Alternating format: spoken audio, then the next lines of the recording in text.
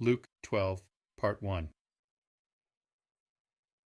Meanwhile, when an innumerable multitude of people had gathered together, so that they trampled one another, he began to say to his pupils, First, beware of the leaven of the Pharisees, which is hypocrisy. And whatever is concealed shall be revealed, and whatever is hidden shall be known.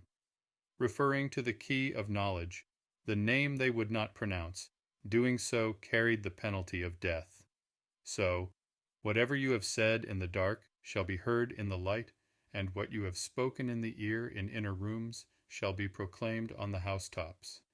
But I say to you, my friends, do not be afraid of those who kill the body, and after that are unable to do any more. But I shall show you whom you should fear. Fear the one who, after killing, possesses authority to cast into Gehenna. Yea, I say to you, fear him.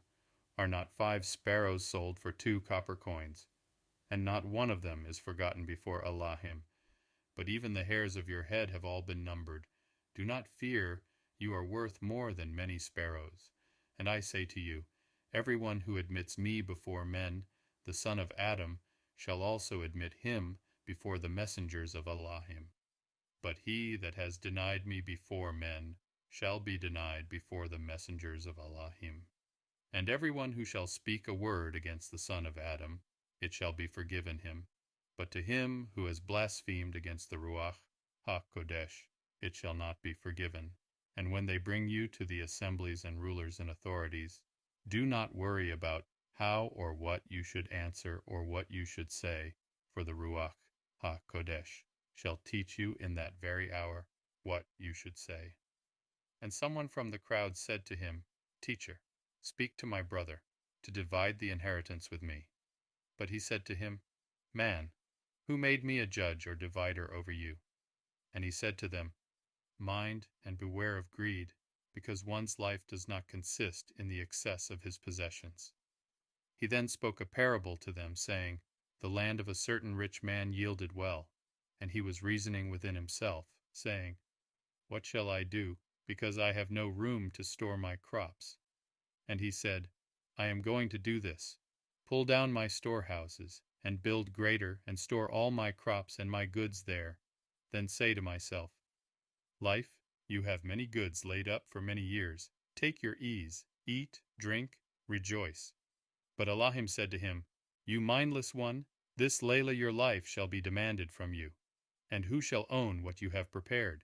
So is he who is storing up treasure for himself and is not rich toward Allahim.